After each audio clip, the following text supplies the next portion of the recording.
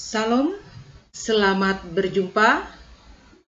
Semoga kita semua selalu dalam keadaan situasi yang sehat dan dalam perlindungan dari Tuhan kita Yesus Kristus. Pada kesempatan pagi hari ini, kita akan bersama-sama untuk mempelajari materi pendidikan agama Katolik dan budi pekerti kelas 11 semester 2. Bab 4, tugas-tugas gereja. Yang bagian B, gereja yang mewartakan atau kerikma.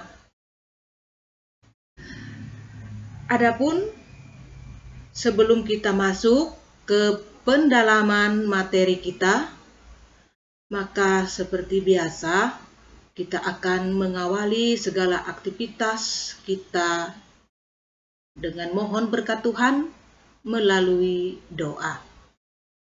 Marilah kita berdoa. Dalam nama Bapa dan Putra dan Roh Kudus. Amin. Allah Bapa yang penuh cinta, kami mengucap syukur dan terima kasih kehadirat-Mu atas segala penyertaan-Mu di dalam kehidupan kami.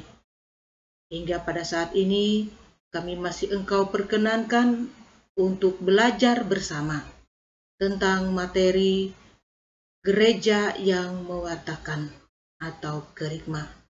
Semoga kami dipanggil untuk mewartakan karya keselamatan dari Tuhan kepada sesama kami melalui sikap, perilaku, dan tindakan serta perbuatan kami sehari-hari. Sebab Engkaulah Tuhan kini dan sepanjang segala masa. Amin. Dalam nama Bapa dan Putra dan Roh Kudus. Amin.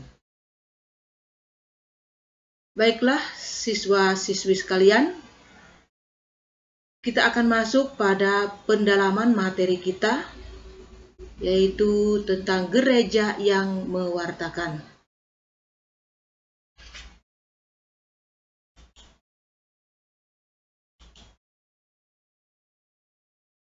Tujuan pembelajaran dari materi gereja yang mewartakan ini ada beberapa poin. Yang pertama, menjelaskan pesan Injil Matius bab 28 ayat 16 sampai dengan ayat yang ke-20. Yang kedua, mendeskripsikan bentuk-bentuk pewartaan tentang khotbah atau homili. Yang ketiga, menjelaskan peranan, kuasa atau wewenang mengajar atau magisterium. Nah, jadi itu ada 3 tujuan pembelajaran yang mau dicapai dalam materi pembelajaran ini. Baik, kita akan masuk ke materi kita. Apa itu kerikma? Kerikma berasal dari bahasa Yunani yang diterjemahkan ke dalam bahasa Indonesia yang berarti pesan yang disampaikan. Jadi, kerikma adalah pesan dari teks kitab suci yang sudah ditafsirkan sebelumnya. Pengertian ini mencakup pemberitaan mengenai karya penebusan Yesus dalam penderitaan dan kebangkitannya. Misalnya, terdapat dalam Lukas bab 11 ayat 32. Yang biasanya mencakup penggenapan nubuat Perjanjian Lama dan disertai dengan panggilan untuk bertobat. Hal itu berarti bahwa kerikma adalah keikutsertaan gereja dalam membawa kabar gembira bahwa Allah telah menyelamatkan dan menebus manusia dari dosa melalui Yesus Kristus, Putranya.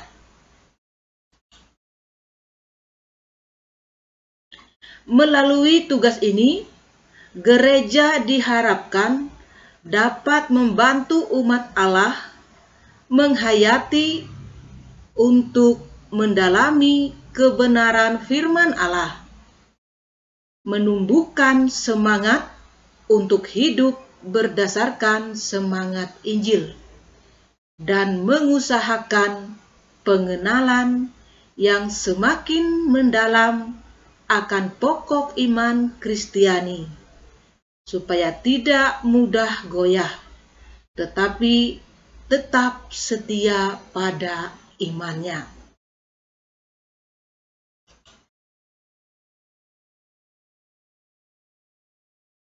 Kita akan melihat seperti apa inspirasi dari kitab suci tentang perutusan murid-murid Yesus. Perintah untuk mewartakan Injil terdapat dalam Injil Matius bab 28 ayat 16 sampai dengan ayat yang ke-20. Marilah kita mendengarkan teks Injil ini bersama-sama. Dan ke-11 murid itu berangkat ke Galilea, ke bukit yang telah ditunjukkan Yesus kepada mereka. Ketika melihat Dia, mereka menyembahnya. Tetapi beberapa orang ragu-ragu. Yesus mendekati mereka dan berkata, "Kepadaku telah diberikan segala kuasa di surga dan di bumi. Karena itu, pergilah, jadikanlah semua bangsa muridku, dan baptislah mereka dalam nama Bapa dan Anak dan Roh Kudus. Dan ajarlah mereka melakukan segala sesuatu yang telah kuperintahkan kepadamu. Dan ketahuilah, Aku menyertai kamu senantiasa sampai kepada akhir zaman."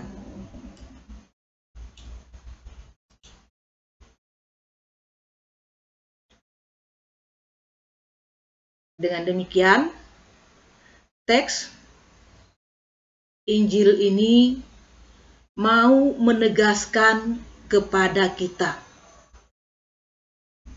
Yang pertama, tugas mewartakan diamanatkan oleh Yesus kepada para muridnya, para penerus, para rasul, yakni paus dan para uskup, melanjutkan tugas pewartaan ini. Yang kedua, kaum awam juga yang adalah anggota gereja diperintahkan oleh Yesus untuk melanjutkan tugas pewartaan ini.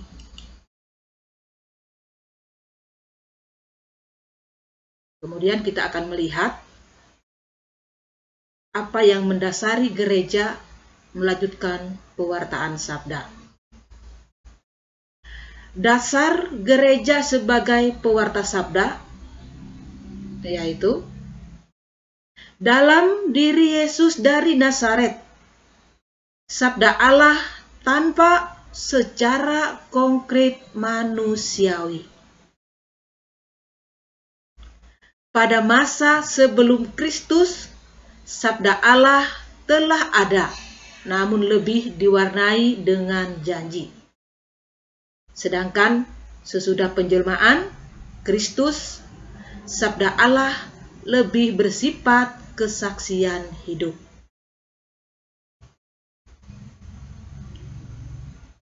Bentuk baru sabda itu adalah gereja. Sabda Allah menciptakan gereja.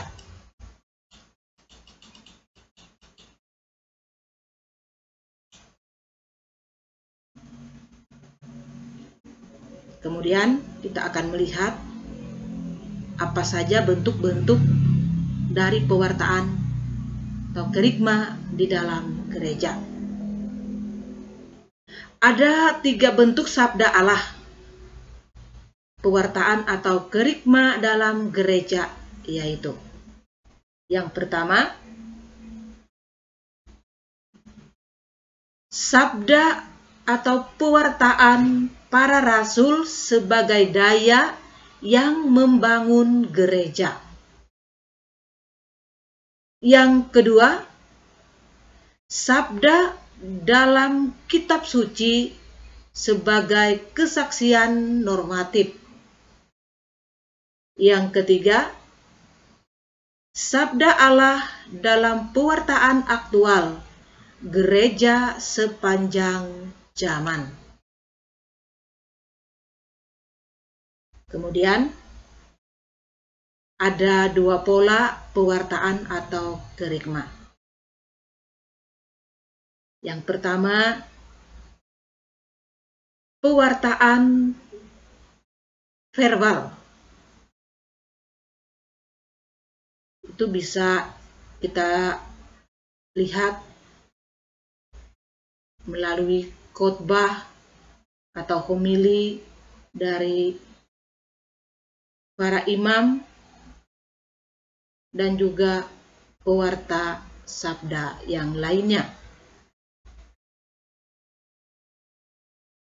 Pewartaan secara verbal juga dapat kita lihat dan kita temukan melalui pelajaran agama di sekolah-sekolah. Kemudian yang ketiga, pewartaan secara verbal juga bisa kita temui melalui katekese umat, pendalaman kitab suci. Nah, jadi itu ada 4 pokok contoh pewartaan atau kerikma yang dilakukan secara verbal. Kemudian yang kedua, pewartaan dalam bentuk kesaksian. Nah, kalau tadi yang pertama, pewartaan secara verbal, dan selanjutnya adalah pewartaan dalam bentuk kesaksian, martiria.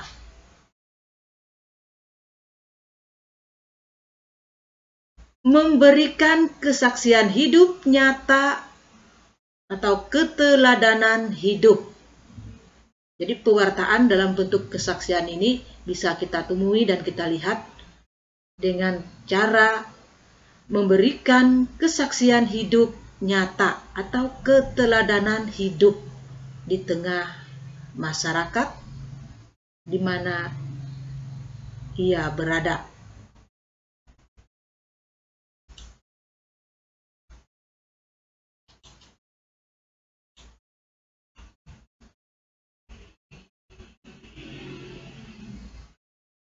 Kemudian kita lanjutkan.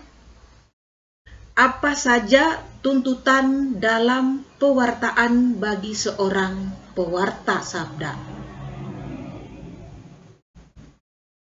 Jadi, tuntutan dalam pewartaan bagi seorang pewarta adalah yang pertama itu mendalami dan menghayati sabda Allah dengan cara pewarta mewartakan sabda Allah.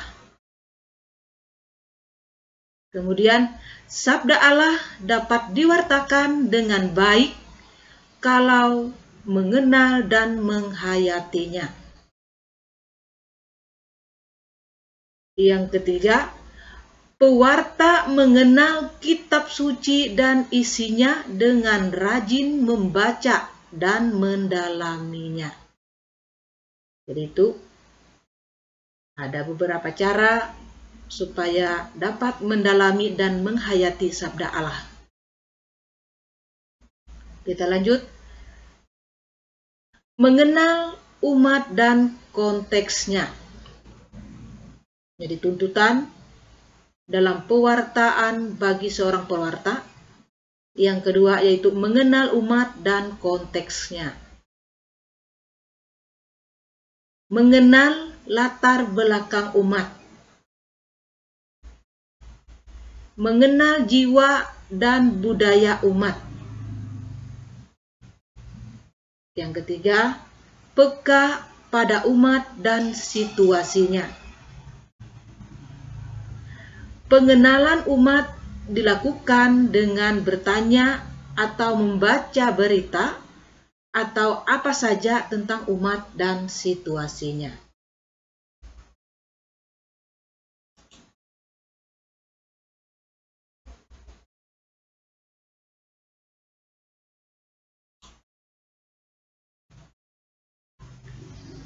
Sekarang kita akan melihat dan mendalami tentang apa itu magisterium. Kita mungkin sering mendengar kata magisterium. Mungkin ada yang belum tahu apa itu magisterium. Nah, magisterium adalah kuasa mengajar dalam gereja yang dipegang oleh pemimpin gereja.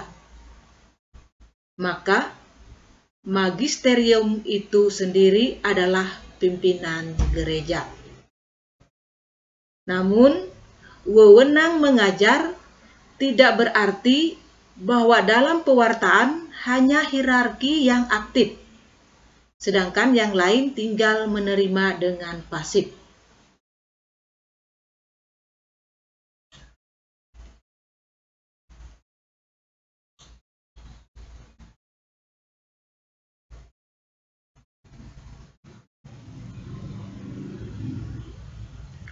Dalam pewartaan hierarki adalah pengajar otentik yang mengemban kewibawaan Kristus, yang menjaga kesatuan iman dan kesusilaan. Apa yang diajarkan tidak dapat sesat, karena berasal dari kehendak penebus yang ilahi.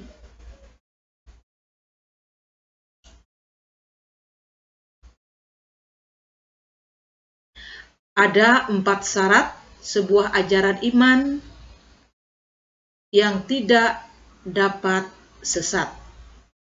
Yang pertama, ajaran harus menyangkut iman dan kesusilaan. Ajaran harus bersifat otentik, artinya jelas dikemukakan dengan kewibawaan Kristus.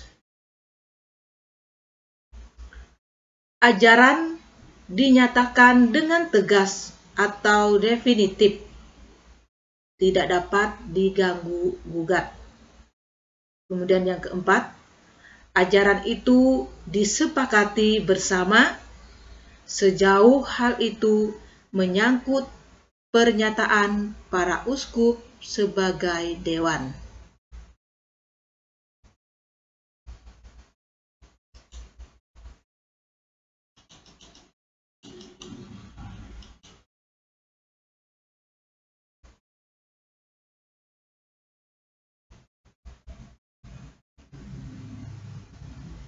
Kita akan melihat lagi apa itu atau siapa itu pewarta sabda, atau siapa saja yang disebut sebagai pewarta sabda. Jadi, pewarta sabda adalah mereka yang secara khusus melibatkan diri ke dalam tugas pewartaan, seperti yang pertama, para pengkhotbah, para katekis, dan yang ketiga, guru agama. Nah, jadi itulah siapa saja yang termasuk pewarta sabda.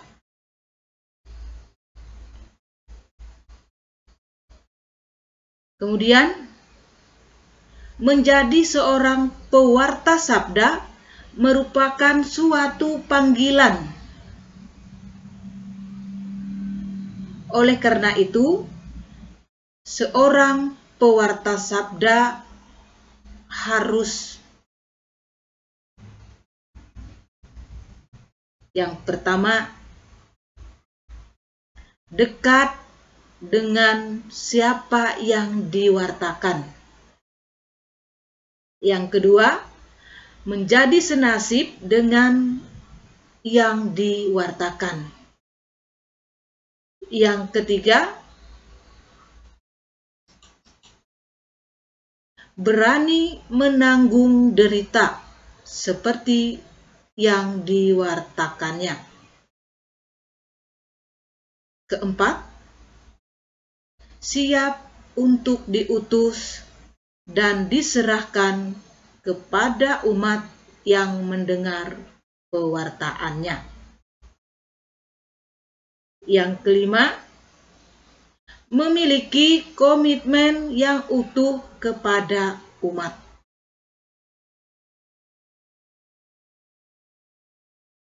Nah, siswa-siswi sekalian, demikianlah pemaparan materi kita mengenai gereja yang mewartakan atau kerikma. Semoga melalui materi ini kita pun dapat menjadi seorang pewarta. Kita sebagai murid Kristus, kita melanjutkan tugas-tugas gereja, yakni salah satunya yang mewartakan.